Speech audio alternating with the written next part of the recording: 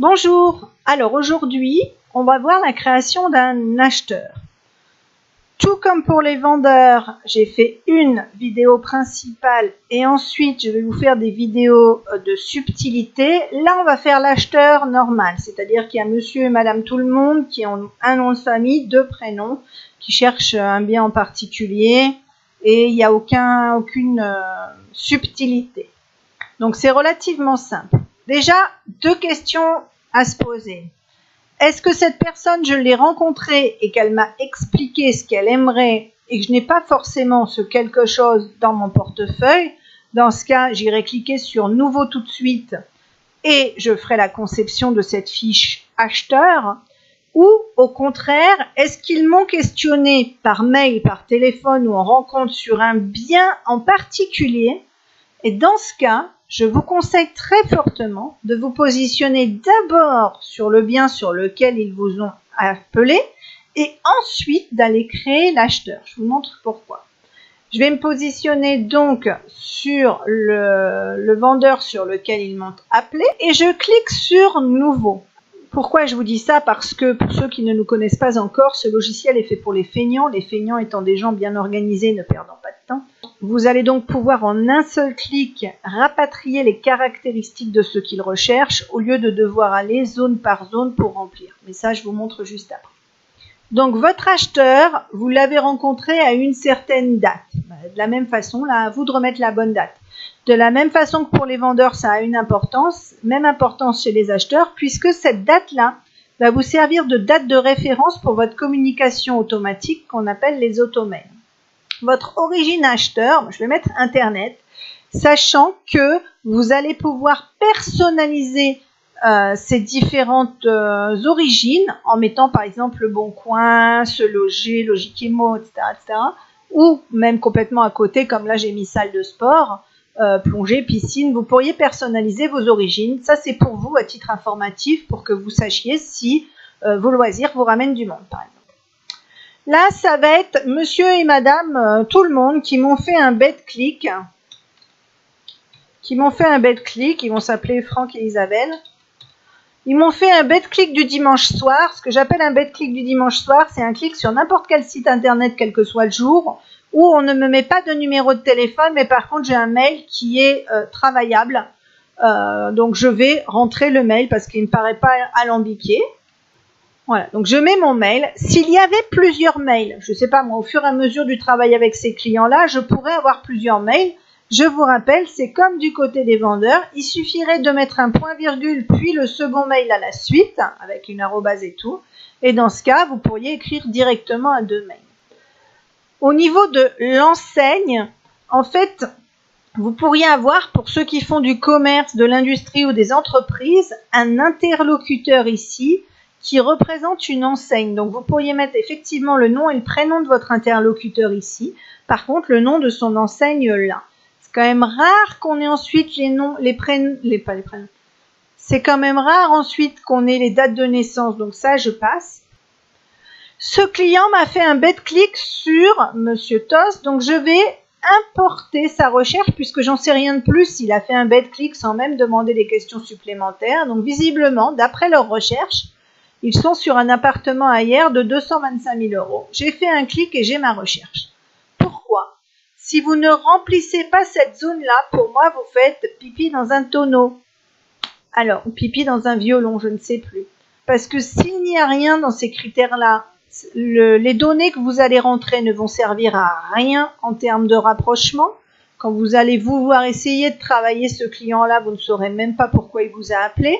Mais surtout, à chaque fois que vous allez rentrer un nouveau bien, il fera du rapprochement sur rien concernant ce client-là. Donc, en fait, le client ne vous servira à rien.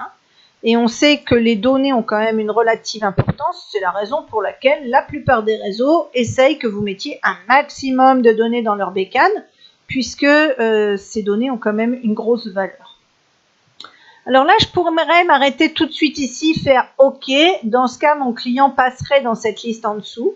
Mais pour ceux qui ont été observateurs, vous avez une fenêtre complémentaire. Alors, je suis d'accord avec vous, si je n'ai pas eu le client au téléphone et s'il ne m'a rien mis de spécial dans son mail, je ne peux rien remplir de plus. Par contre, Si j'ai le client au téléphone, déjà, il y a des chances que j'ai son numéro de téléphone, donc je vais le compléter.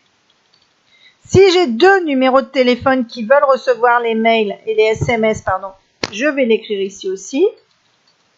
D'accord. Si par contre j'ai un numéro de fixe, je vais le mettre de ce côté-là. D'accord.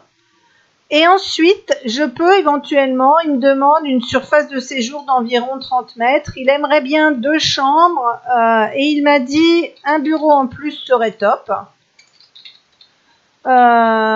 Chien, jardin, car chien, par exemple. Hein.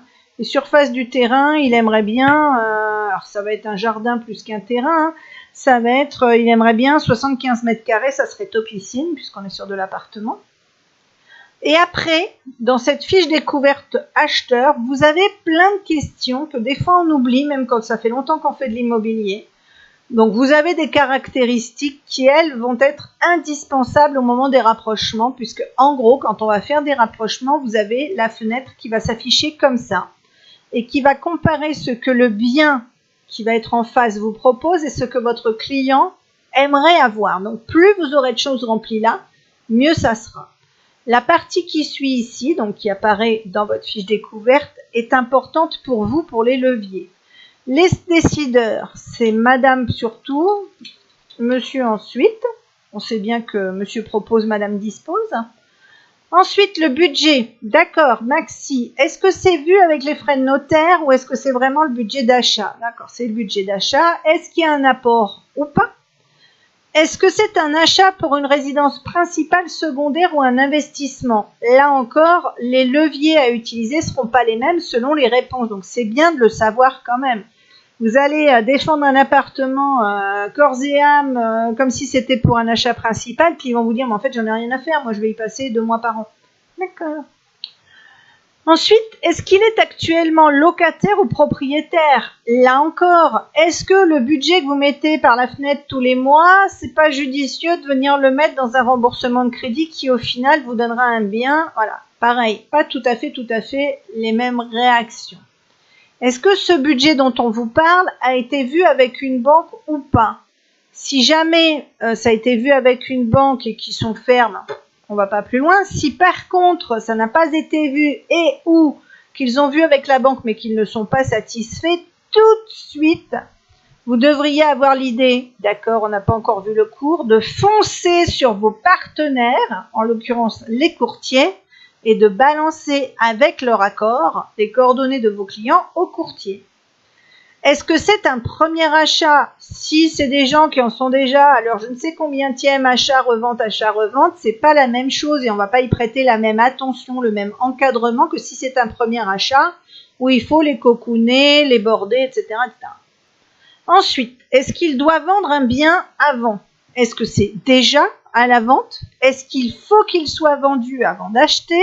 Est-ce que c'est dans votre secteur ou pas? Est-ce que vous n'auriez pas quelqu'un à leur conseiller si c'est pas dans votre secteur? Bref, là, on repart à nouveau avec les partenaires, mais ce coup-ci les agenceux et agents commerciaux, pour leur dire, gling, gling, gling, gling, il y a du boulot pour vous, aidez-moi, je vous amène quelqu'un sur un plateau d'argent, on va faire de l'interagence ou de l'interagent.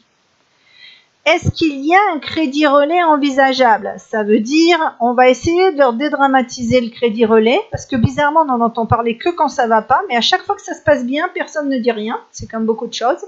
Donc, essayez de leur dédramatiser le crédit relais, en leur expliquant bien tout ce qui va se passer, et pendant les formations qu'on fera ensemble, je vous expliquerai vraiment comment peut bien se passer un crédit relais, parce que oui, je vous le jure, ça peut bien se passer. Et la question subsidiaire, est-ce qu'il y a un solde de crédit actuel? Attention, on ne parle pas que du solde du crédit immobilier. Est-ce qu'il n'y a pas des crédits à la consommation sur les voitures, les canapés, les télés et tout petit plaisir subsidiaire à côté? Ensuite, on va rentrer un peu plus dans leur habitude du projet. Depuis quand ils recherchent? Combien de visites ils ont effectuées? Pourquoi, malgré toutes ces visites, rien n'a retenu leur attention? Vous allez avoir des gens qui vont vous dire « ils vous annoncent 30 visites, laisse tomber, tu vas perdre ton temps. » C'est super. Laissez-les continuer à dire ça. Mais vous, allez justement bosser ces gens-là. C'est comme ceux qui sont en vente depuis des mois et des mois et des mois. Plus personne ne leur donne de nouvelles, plus personne ne les aide.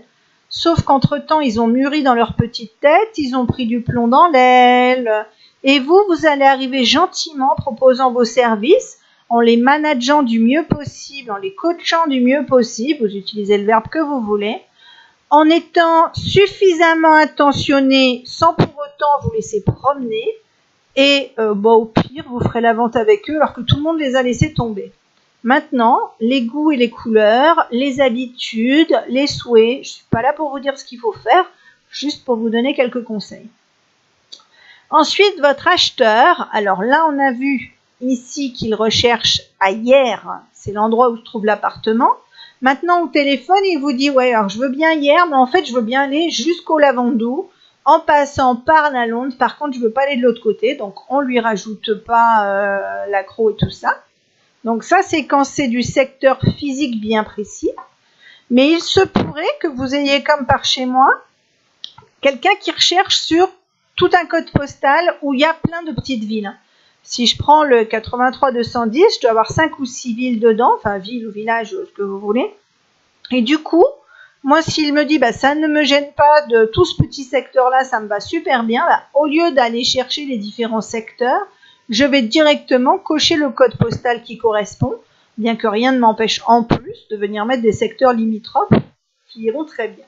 De la même façon, vos secteurs, vous allez les faire évoluer et les codes postaux sur lesquels vous allez travailler vont peut-être aussi évoluer.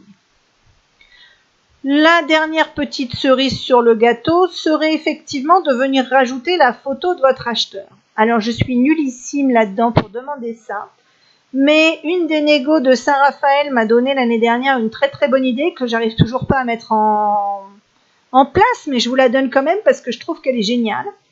Quand elle a son acheteur en face d'elle, pour noter par exemple son numéro de téléphone sur son portable ou quoi que ce soit, elle leur demande la permission de les prendre en photo, en leur expliquant que comme ça, quand ils vont appeler, elle aura leur visage sur le téléphone et que ça lui permet de mieux se remémorer ses différents clients. Et je crois que dans plus de 90% des cas, il n'y a absolument aucun problème, même souvent elle a la photo du couple sur son téléphone. Donc du coup après, rien n'empêche de venir effectivement le remettre dans votre répertoire. Et puis comme ça, quand vous travaillez dessus, vous vous remémorez vos clients. Une fois que vous avez fait toutes ces petites choses-là, vous faites OK. D'accord ?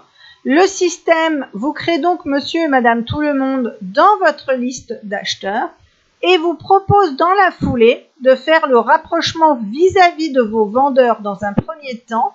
Et on verra que le rapprochement pousse même jusqu'au marché, c'est-à-dire jusqu'à toutes les autres annonces en publicité en ce moment, dans un second temps. Mais le rapprochement, c'est un cours à part dans lequel je ne rentre pas aujourd'hui. Voilà, on a fait le tour sur les acheteurs, il n'y a rien de méchant, ça va relativement vite. La seule chose que je vous conseille, c'est effectivement de ne pas oublier du tout de remplir cette zone-là, sinon ça sert à rien, vu de ma fenêtre, ça ne sert à rien d'avoir des numéros de téléphone et des mails si derrière vous ne savez pas ce que vous allez devoir envoyer.